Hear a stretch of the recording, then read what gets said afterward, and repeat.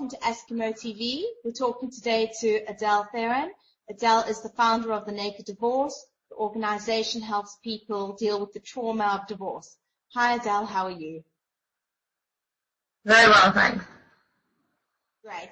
Adele, let's talk today about divorce and if a person is ready for divorce. So how do I know if I'm ready to get a divorce? First things first is you've got to know that you've done absolutely everything to save your marriage. You know, I'm talking therapy, the books, the courses. You've done it all. And it's really got to be a state where both yourself and your partner have reached a point of, you know, no return. And when I say that, I'm saying, you know, if your partner's cheated and they've come back, this is not, just because they've cheated doesn't mean that that's necessarily a grounds for divorce. Trust can be mended.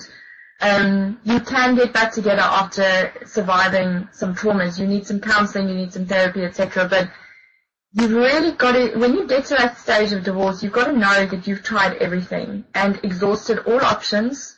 Do not take divorce lightly. The impact of divorce 10 years down the line is, you know, it has an impact on your life, so you've got to be able to live with that decision.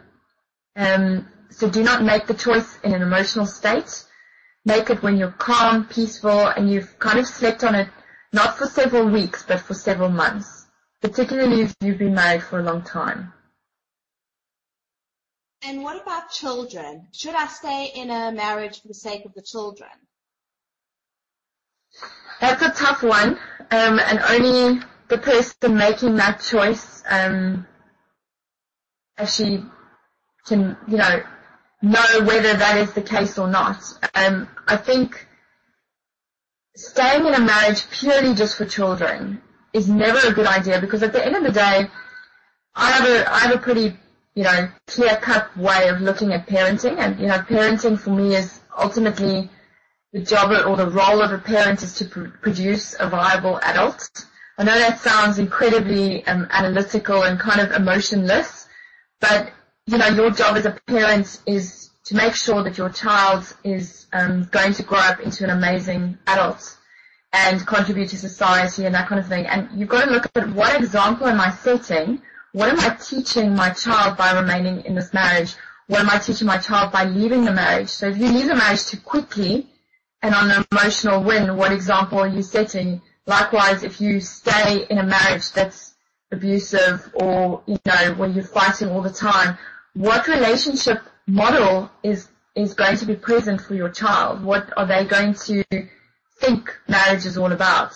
So you need to live with the consequences no matter what. So again, I think a decision that cannot be made without lots and lots of analysis and, you know, without lots of thought and, you know, consideration for the consequences.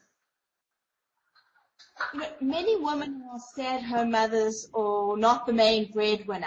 They're too scared to get a divorce for fear of not coping financially. What would you say to those women? I think the first thing is to get strategic. So, you know, make yourself a project plan, you know, focus on your value and what it is that you can provide, and take some courses, get trained on things, plan things. So start, even if you know, right, I don't actually have, you know, any qualifications and stuff. Okay, great. Well, what are you good at? If you've been a provider, you've been taking care of children, you're good at caring for children. There's probably a role at a school or in an administrator. I mean, being a mother, you're basically the queen of administration and organization. So do not undervalue these skills and how they can be accessible in other domains and other areas. So you can find yourself a really good life coach, look at how you can reskill, or take some simple courses and qualifications to get yourself into that, you know, into a new job role. Also understand, you know, your rights and talk to a lawyer. Make sure that you've spoken to a lawyer and spoken to your advice bureau in your country to find out what are your rights upon leaving a marriage, particularly if you've been the the supporter, your husband has been the breadwinner and been earning all the money, what were your rights, so that you understand as well that you're not necessarily just going to be down and out and on your own and therefore stuck in a marriage that you are in today. What should I be considering in order to know if I'm ready for divorce? I think one of the number one things is your finances. You've almost got to have a project plan for the whole thing. Financially, what is your plan? Where are you going to live? How are you going to make money? If your partner decides that they're not going to be financially supportive, can you support things on your own? And if not, can you start making a plan for skilling yourself up to do so? There are so many roles and possibilities and organizations out there. I mean, if you go to elance.com, you go to guru.com, you go to Odesk, these are all websites for freelance people that work from home. And if you think of the skills and things you've developed as a mom or as a dad, if you don't have a job, there's so many things that you can be doing. You got to look at your living situation, how your kid's going to be supported, how you're going to deal with your parenting plan, who's going to have access to the children when. Dealing with being single. How are you going to deal with being single? Are you going to really, just revel in just being on your own for a while, or are you going to get back into dating? Have you healed before you start getting into dating in your next relationship, or you end up just marrying the same person again? Really weighing up the pros and cons and considering all the options, and not basing the decision on a particular factor. Really look at all the factors and then just choose freely. I think these are all the things you need to consider before you move ahead. What legal considerations should I know or be thinking about when considering divorce? Well, every country is different. If you have children, I would really recommend that you get a lawyer, no matter what. Do not do divorce, DIY divorce type stuff if you have children. You must make sure you get legal advice in your country. In most countries, joint custody is recommended, where you share the custody, and everyone will recommend that you work it out between you and your soon-to-be ex.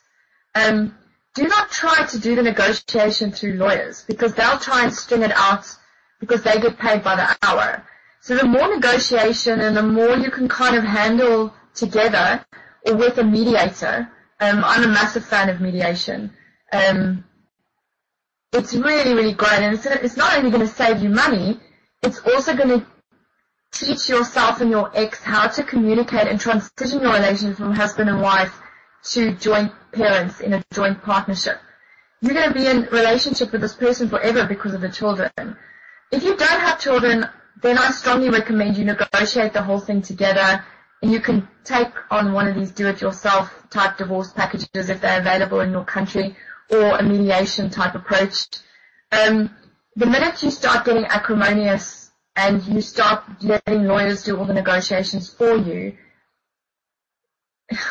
in most cases, whatever financial earnings and financial wealth you have accumulated, it will get destroyed through that process, or a massive amount of it will be destroyed through that process. If you are married in community of property, you do need to consider that half of you do need to split your assets down the line, unless you can negotiate directly with your ex a different arrangement. And Adele, just a final thing to end off. Is it possible to heal a broken heart? Oh, definitely. Definitely. The actual physical manifestation of a broken heart, that feeling when literally you feel like someone stabbed your chest and your heart is breaking in half, that's actually just an indication of very high dopamine levels in your bloodstream.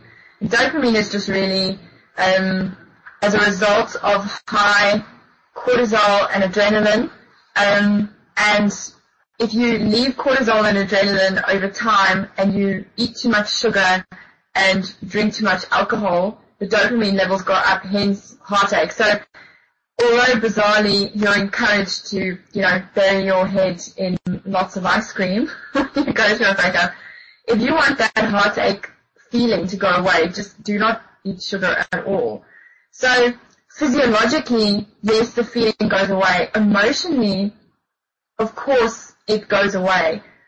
But it goes away because you process and understand what has happened in your relationship and in your divorce. If you get yourself to a place where you've applied lots of what I call short-term emotion avoidance tactics, lots of retail therapy, workaholic behavior, every time you feel a heartache, you go out with your friends and you go and drink too much, or you go and sleep with a random stranger, or watch hours of TV. These things are not going to make you feel better in the long term. So healing a broken heart is really about, getting it sorted out at the source. Thank you, Adele. Thank you so much for talking to me today. You're welcome.